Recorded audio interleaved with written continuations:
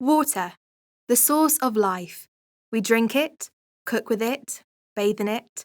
We just turn on a tap and there it is. But not so long ago, taking the waters was considered to be the heart of a healthy lifestyle and the height of fashion for polite society.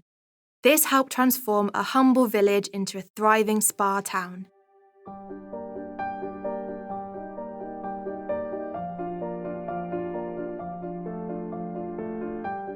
From the 1480s onwards, the small Warwickshire village of Leamington Priors was notable for one thing: a natural spring of saline mineral water, situated just outside the parish church.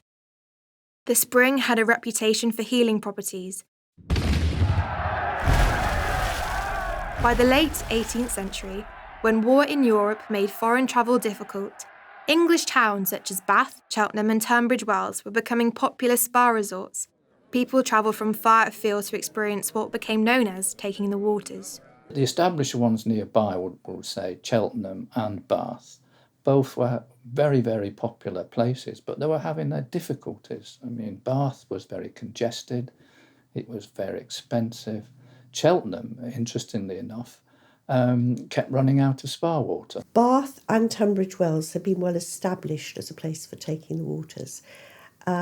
So other people began to have the idea, I think, and when they saw that foreign travel was no longer available, they put their best commercial foot forwards. The reason the original well wasn't used commercially early on was because it was on public land, which was in effect in the ownership of the lord of the manor, who was the Earl of Aylesford. He lived many miles away near Meriden at Packington Hall, but he still had tremendous influence on what went on in Leamington, and he wouldn't allow it to be used commercially. Everything changed in 1784. William Abbots, the landlord of the Dog Inn, and Benjamin Satchwell, the village postmaster, discovered a second natural spring on land Abbots owned south of the River Lem, in what is now Bath Street. I'm not sure that they were actually looking for a well or a spring, but they found a pool of water and tasted it, and it was salty. And they then, over the next few months, decided to dig a well and exploit it, and the first baths were built. Abbott's Saline Baths opened in 1786. It was a modest premises, offering just one hot and one cold bath, in a building which was little more than a shack. But Leamington's spa industry was born. Matthew Wise, one of the local landowners, built a bath on the corner of what was then London Road or the Turnpike and Bath Street. Wise's baths were larger and more luxurious than those of Abbott's, comprising 13 separate baths fitted with Dutch tiles and Derbyshire marble. That was just the start. Robin's Baths, situated on the south bank of the River Lem, opened in 1806, and Reed's Baths, just across the road from Wise's, shortly afterwards. Once they'd started, yes, there was a lot of competition. In fact, that was a good thing, because it meant that the owners had to keep on their toes in terms of providing the services for the people coming down. The wells were very close together. There were only like 10 minutes between them all, so the competition was quite fierce. The growth of Leamington was quite slow, even after the exploitation of the first bath, but beyond that it started to develop much more quickly. Leamington gradually developed, first of all, from the early bathhouses, of which there were a lot down in Bath Street. Then the entrepreneurs thought, there's money to be made here. They owned all the land to the north of the river. The major landowners were Will's family, the Great Heeds and the Wise family. The Wise family lived in the south. Great Heed acquired lands to the west, and the Wills family had a lot of land all over the east and towards the south and north, so they were probably the biggest landowners. Great Heed, Bertie, he was probably the most interesting of them all. He lived at Guy's Cliff, which is some distance from Leamington. He's a major landowner locally in around Warwick and Leamington, but also he has banking interests in Liverpool, and crucially he has a sugar plantation in St Kitts in the West Indies, which is of course slave operated. and that's one of his primary sources of wealth. His position, though, in the early 1800s is actually quite difficult financially. He's a man who has quite a grand lifestyle. He's got aristocratic connections. But in the course of the Napoleonic Wars, which at that point have been raging for some years, the transatlantic trade, which is crucial to his ability to export the sugar from his plantation to the sales points in Britain and Europe, is compromised. Keen to have a slice of the growing Spa market for himself, Greyheed made concerted efforts to find water on his land and enlisted the help of several of his wealthy friends. Plans were drawn up for a much larger and grander pump rooms and baths than those previously built in Leamington. The architect C.S. Smith was appointed to design and build the new facility, and works began in 1813. It featured a distinctive frontage with a colonnade of pillars in the Doric style and a large grand pump room. It was 100 feet long, it was around 30 feet high. There were wings at either end, and then at the back of the building there were the baths themselves. So there were 17 hot water baths and 3 cold. They weren't constrained by any original designs, roads or whatever. And they were able to build quite a magnificent pump room buildings. Plus, it had a large space next to it, which were developed as gardens. One of the benefits of Leamington is that there was what's usually described as an endless supply of spa water. But of course the challenge was to draw it from the bottom of the well, 30 odd feet deep, up to the level of the ground where the patrons could start and drink it. The way that they got around this was the introduction of a 2 horsepower steam engine. This was fabulously cutting edge for the town, drawing on the expertise, relatively local, which had been developed in Birmingham. So it's the famous Bolton and Watt manufacturers who built it. The new pump room and baths, as it was initially known, opened in 1814 and was an immediate success. The venue placed Leamington on a par with the most fashionable resorts in the land and was renamed Royal Baths and Pump Rooms in 1815. Spa water was credited with curing all kinds of conditions, from dyspepsia to scrofula, gout and rheumatism. As a warm bath, the waters of Leamington, artificially heated, are highly serviceable, particularly in stiffness of the tendons and rigidity of the joints, effects of preceding inflammation from the attacks of gout and rheumatism. The combined use of the water bath externally and the internal exhibition of the waters has been found an almost sovereign remedy for all diseases of the skin. Many people have come to Leamington in a condition so miserable as to have been objects of pity to all around them, and returned so free from all symptoms and appearance of disease as almost to stagger credulity in the relation of their former sufferings. An early visitor was James Bissett, who brought his wife and daughters from Birmingham to take the waters in 1811. He was so taken with Leamington that he moved there permanently in 1812. He became a passionate promoter of the town, publishing a series of guides, opening a museum, minting souvenir coins, and even composing poetry in its honour. At early dawn prepare to rise, and if your health you really prize, to drink the water's quick repair, and take a walk to breathe the air. High through the fields or promenade, round pump room, grand or colonnade. A second glass now take, what then? Why, take a pleasant walk again. The water's exercise and air will brace your nerves, your health repair. And to your breakfast haste away, with what keen appetite you may. Leamington was blessed, but not until the 1820s, with 2 good medical men, Mr. Chambers, who was well known in London and well known amongst aristocratic circles, and of course his partner Henry Jeffson, who was here from about 1823 onwards, but whose fame as a physician was very rapidly established, so that by the end of the 1820s, people were coming to him from all over the country, specifically coming to Leamington to consult Henry Jeffson. Dr. Jeffson prescribed a strict regime of healthy eating and exercise, taking the Leamington waters twice a day and hot or cold baths several times a week. People came to take the waters from quite a wide area.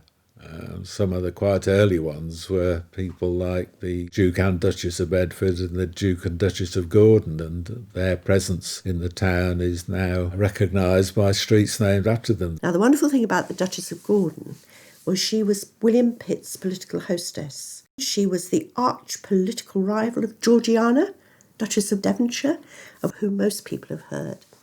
But the other thing that made society spit was the fact that she had 5 daughters, and she married no fewer of them than 3 to dukes.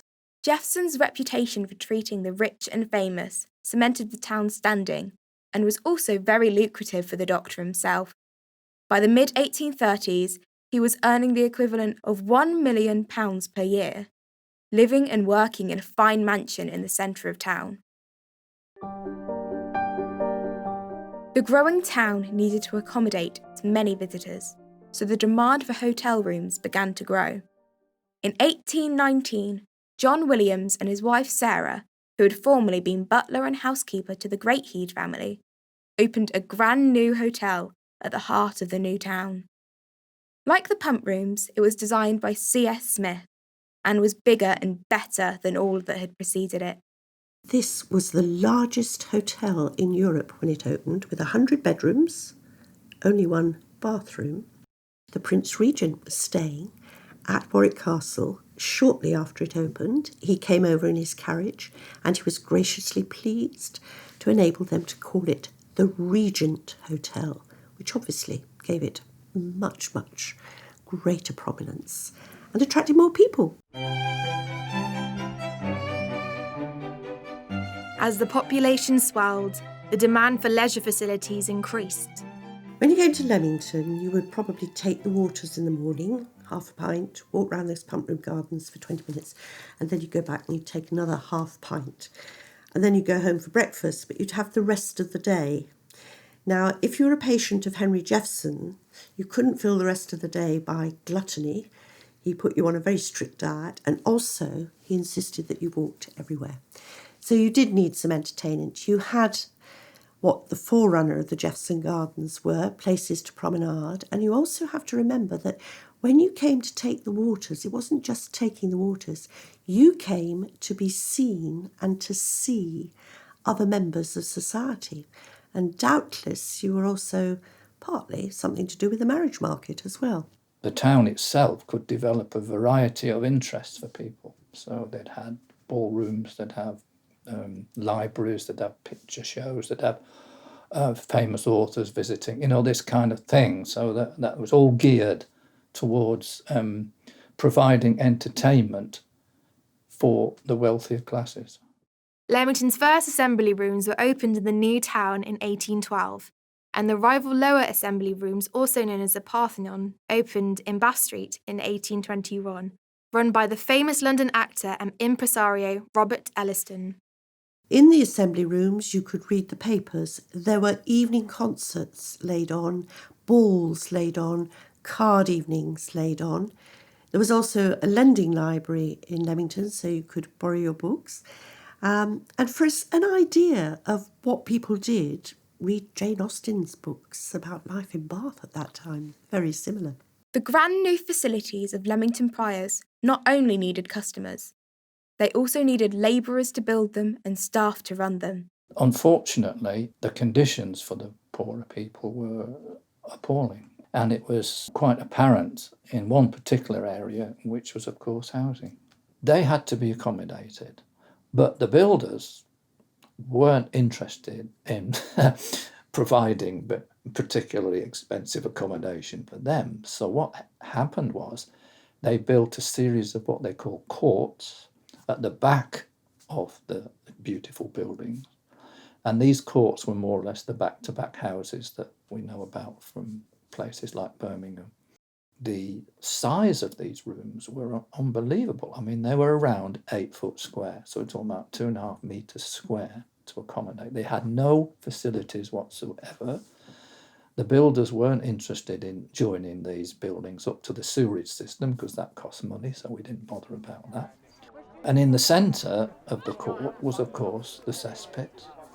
And a lot of the poorer people kept pigs. So you had the piggeries, you had the cesspits, you had the small rooms, and it must have been absolutely horrendous. In a bid to mitigate the health problems endured by the town's less privileged residents, Benjamin Satchwell set up the Leamington Charitable Institution, offering free baths to the poor, in 1806. From the 1820s, free healthcare was provided for those who couldn't afford to pay for it by Dr. Jeffson and others, first at the Charitable Institution's dispensary and later at Leamington's new hospital. Leamington Priors continued to grow rapidly. Its population tripled from just over 2,000 in 1821 to over 6,000 in 1831, and the number of visitors grew significantly as the town's reputation spread. In 1838, the townspeople successfully petitioned Queen Victoria for permission to change its name to Royal Leamington Spa. The campaign was developed and led by somebody called Major Hawkes, who was the master of ceremonies at the Upper Assembly Room. And I think a lot of it arose out of the euphoria from the coronation of the Queen in 1838. And Mr. Hawkes seemed to enthuse everybody that it would be good for the town to become royal. And they did a rather obsequious petition to the Queen, which was delivered to the Prime Minister, and it was granted almost immediately. From 8 o'clock, the number of spectators gradually increased, until at length several thousands were awaiting, with anxiety and interest, the appearance of those real promoters of the interests and the welfare of Leamington. At a few minutes before 10, signal rockets were fired at a little distance from the town, on which the band instantly struck up the appropriate tune of "See the Conquering Hero Comes." The deputation arrived at the town hall amidst one universal shout of enthusiastic joy. Major Hawkes begged most sincerely and cordially to unite his hearty congratulations with those of his fellow townsmen upon obtaining Her Majesty's gracious permission to designate that town the Royal Leamington Spa, a distinguished mark of regal favour which had not been bestowed upon any other place in the British dominions. This was a great honour and should have marked a high point in the town's fortunes, but a financial crisis would bring the development of the new town to an abrupt halt.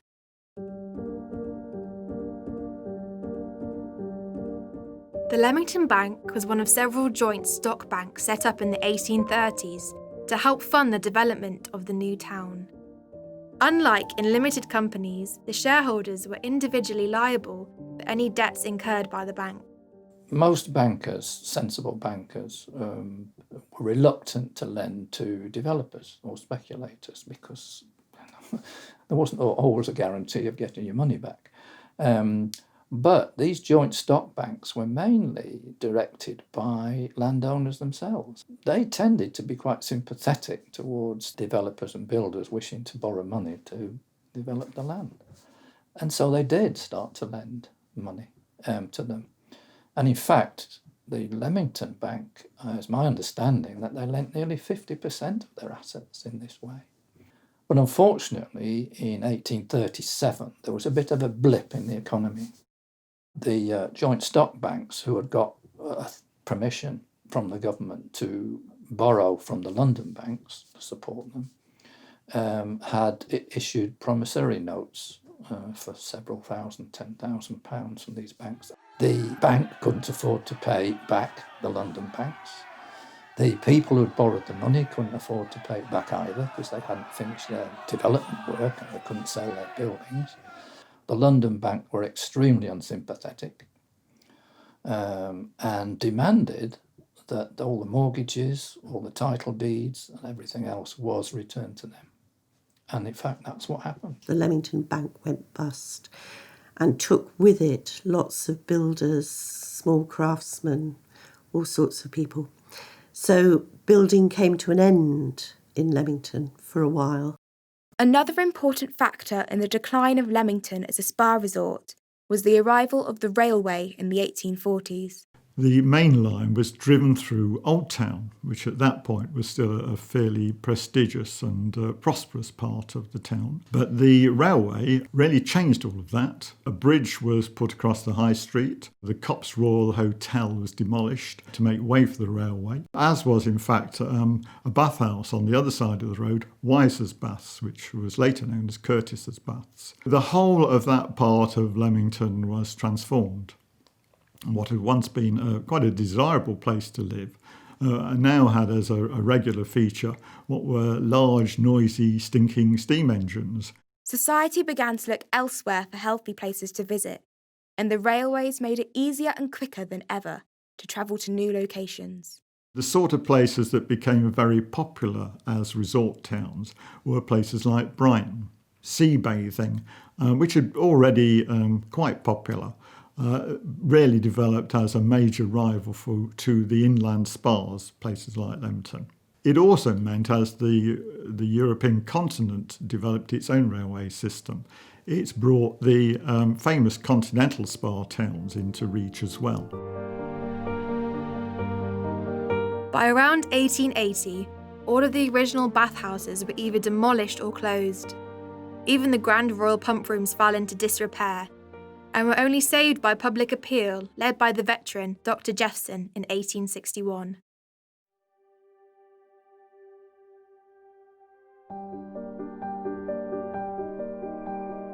Only traces of the original spa area now remain, but the Royal Pump Rooms and Gardens are still open to the public.